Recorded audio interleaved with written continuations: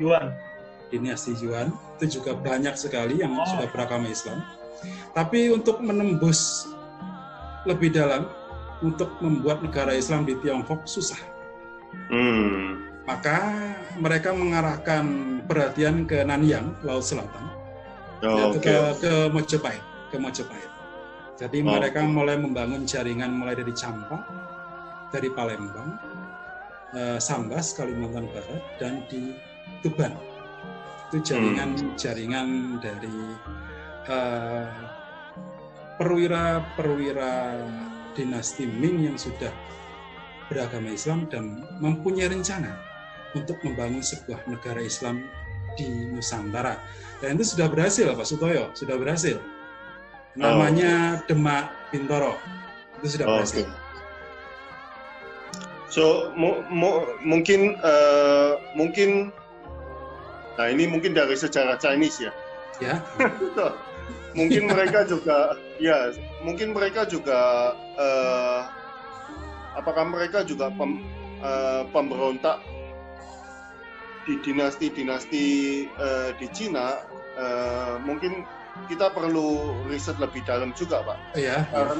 Karena ada beberapa kan seperti grup Maitreya yang sekarang ada itu kan itu juga usiran dari mainland China. Mereka diusir dari mainland China, lalu sekarang mereka berkembang di Taiwan dan sebagainya. Nah, mungkin butuh riset lagi apakah salah satu dari Wali Songo itu juga usiran gitu dari pemerintah Cina pada waktu itu. Yang jelas memang mendapat sokongan dari pejabat dinasti Ming, bukan dari kekaisaran Ming, tapi dari beberapa pejabat dinasti Ming yang beragama Islam yang sudah Muslim. Ya, Laksamana Cheng Ho.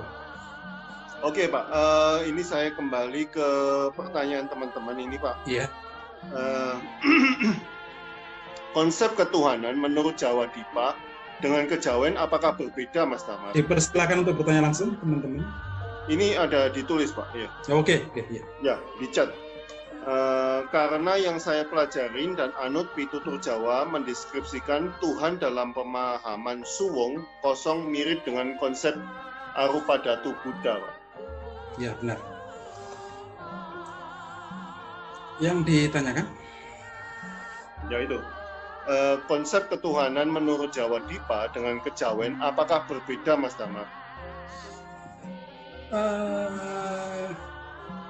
Ada perbedaan dan ada benang merah yang bisa disebut mirip. Karena konsep Jawa Dipa itu Tuhannya itu Tangkeno Kinoyongopo.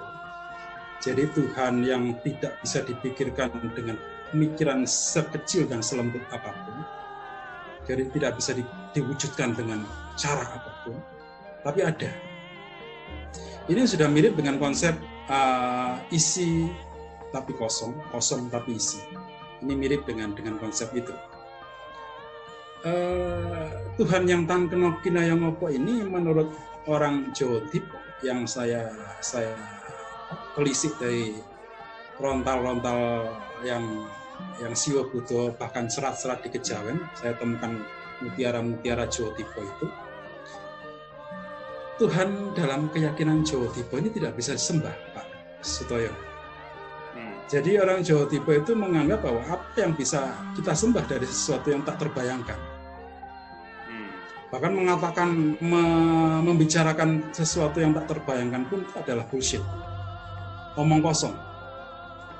Tidak bisa digambarkan dengan cara apapun. Jadi ketika kita membicarakan sesuatu yang tak bisa digambarkan, bukankah itu omong kosong?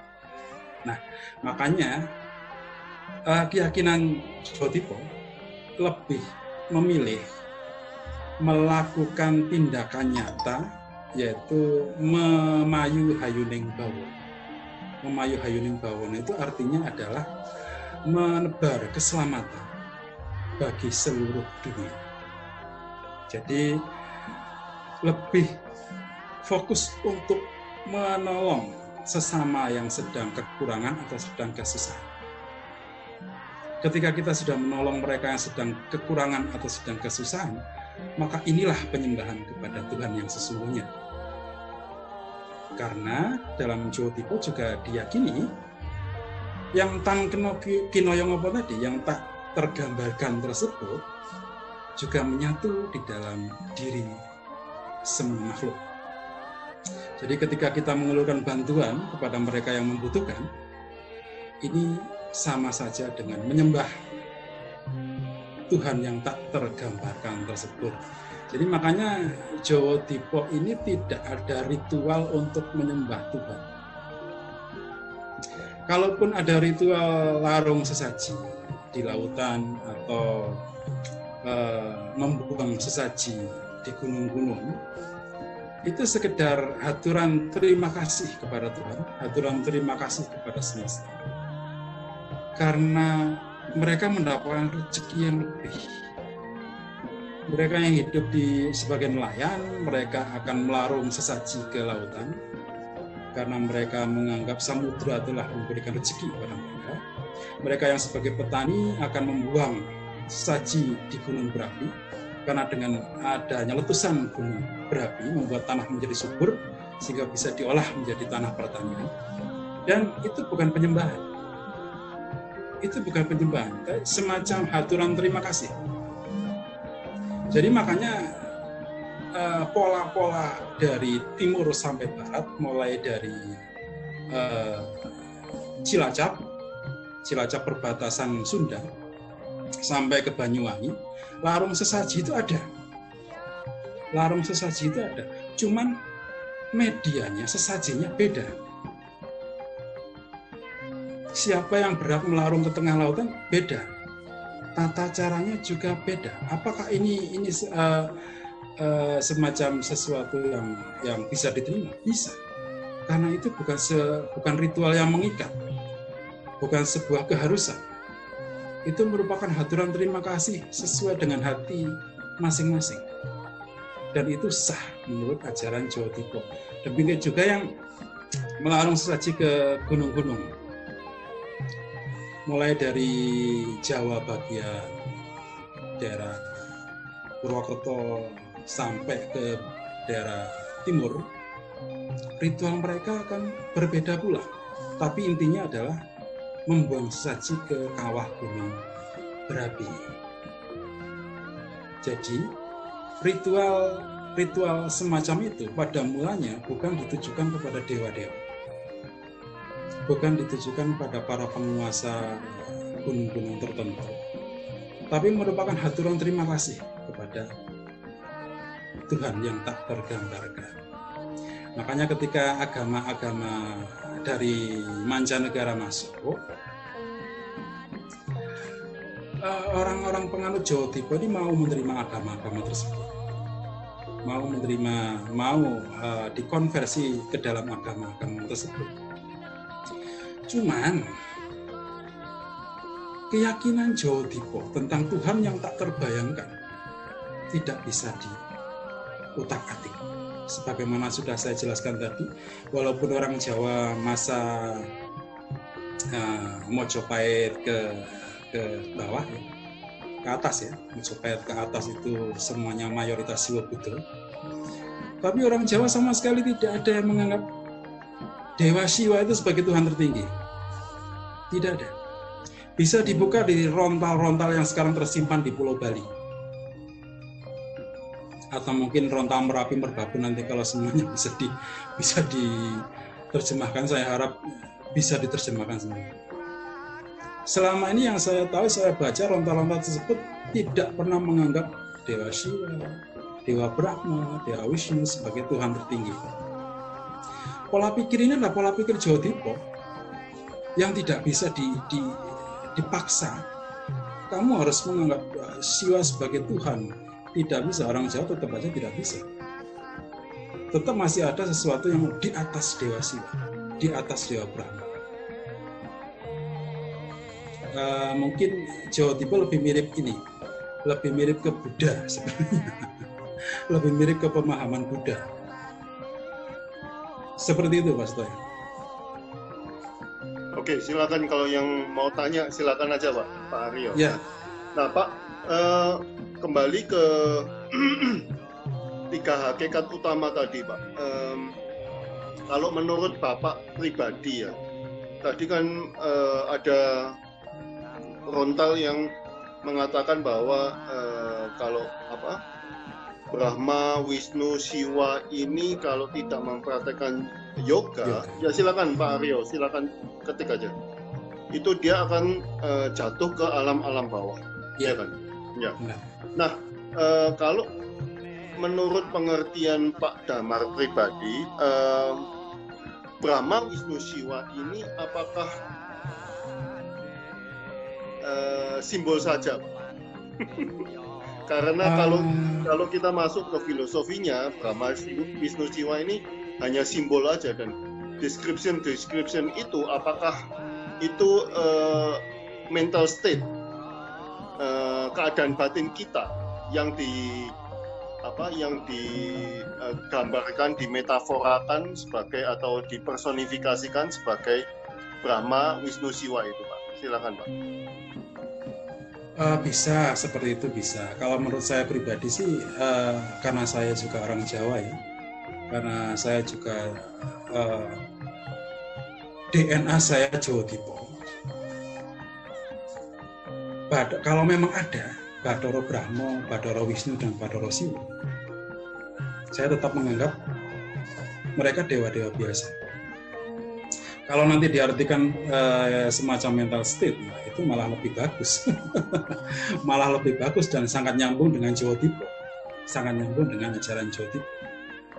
Iya, soalnya kalau di filsafat India, Cina, mereka suka mempersonifikasikan keadaan kan, atau ajaran. Benar.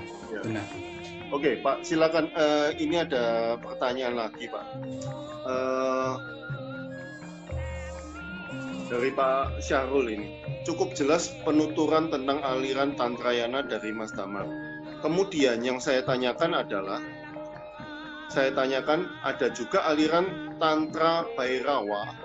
Apakah ada kaitannya dengan Tantrayana, Pak? Jawab sekarang atau dikumpulin dulu pertanyaannya? Sekarang aja.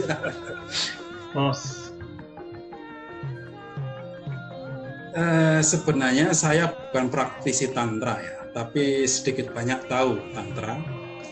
Dan yang berhak menjawab ini sebenarnya adalah praktisi tantra sendiri sebenarnya. Kalau kita bahas tentang aliran Tantra Bhairawa, sejauh yang saya ketahui, aliran Tantra Bhairawa ini adalah bagian dari Tantrayana itu sendiri. Di dalam Siwa juga ada, di dalam Buddha juga ada. Jadi ada 2 versi, Tantra Bhairawa Siwa dan Tantra Bhairawa Buddha. Sejauh yang saya tahu, aliran Tantra Bhairawa ini dibagi menjadi dua jalur, jalur kiri dan jalur kanan. Kiri disebut Pangiwo, yang kanan disebut Panengen. Kalau bahasa Jawa kan kiri kan Kiwo, kalau kanan Tengen. Kalau literatur yang saya baca dari aliran ini, walaupun dipisah jadi 2, aliran kiri dan aliran kanan, sebenarnya 2 aliran ini harus dijalani oleh para pelaku Tantra Bhairawa tersebut. Jadi mula-mula adalah menjalani Pangiwo terlebih dahulu, yaitu menikmati kenikmatan duniawi dengan bimbingan guru Tantra yang bisa dipercaya.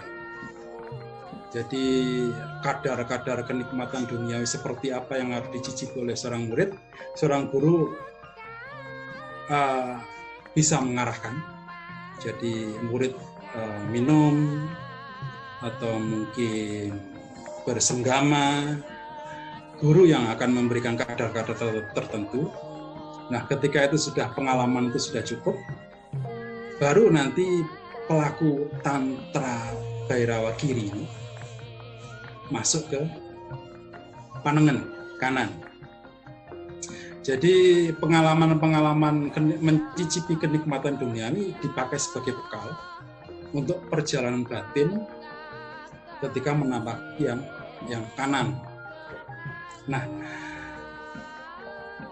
ini sebenarnya tahapannya seperti itu. Tahapannya seperti itu. Maka dibutuhkan seorang guru yang benar-benar guru. Jadi bukan guru abal-abal. Kalau guru abal-abal luar biasa tersesatnya. Luar biasa kehancurannya yang akan didapatkan. Dalam proses tahap kiri ke kanan ini masalahnya ada beberapa orang yang tidak mau ke kanan. Jadi mereka enak